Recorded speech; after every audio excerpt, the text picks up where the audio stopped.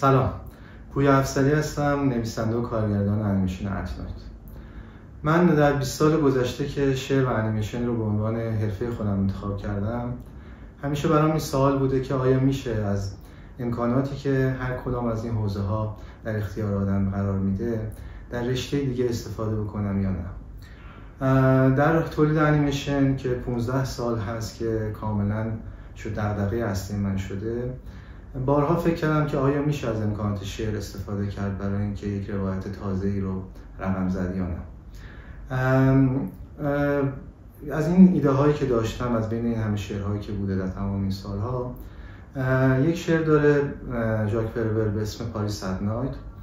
من سالها با این درگیر بودم برای اینکه بتونم یک روایتی رو سوای اون شعر برای مدیوم انیمیشن تعریف کنم.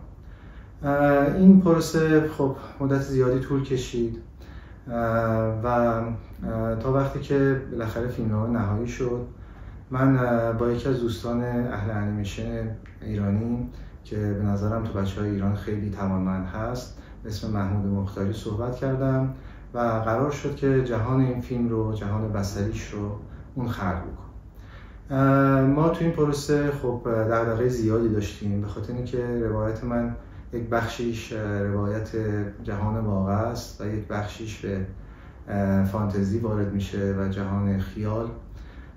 برای همین باید یک دستی رو در فرم ایجاد میکردیم. بعد از اون یک دغدغه بزرگی من داشتم برای اینکه بتونم انیماتوری رو پیدا کنم که بتونه هر دو این جهانها رو انیمیت بکنه.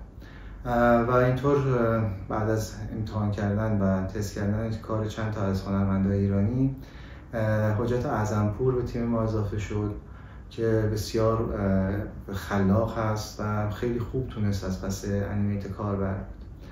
اساسا من این فیلم رو با هزینه شخصی ساختم و در فیلمی که با هزینه شخصی ساخته میشه، دغدغه من بودن هنرمندها، تک تک هنرمندها خیلی مهم میشه. من استودیو نداشتم و همه بچه‌ها در خونه خودشون کار کردن و واقعا همه از دل و جون مایه گذاشتن، چه در موسیقی، چه در کامپوزی، چه در صداگذاری.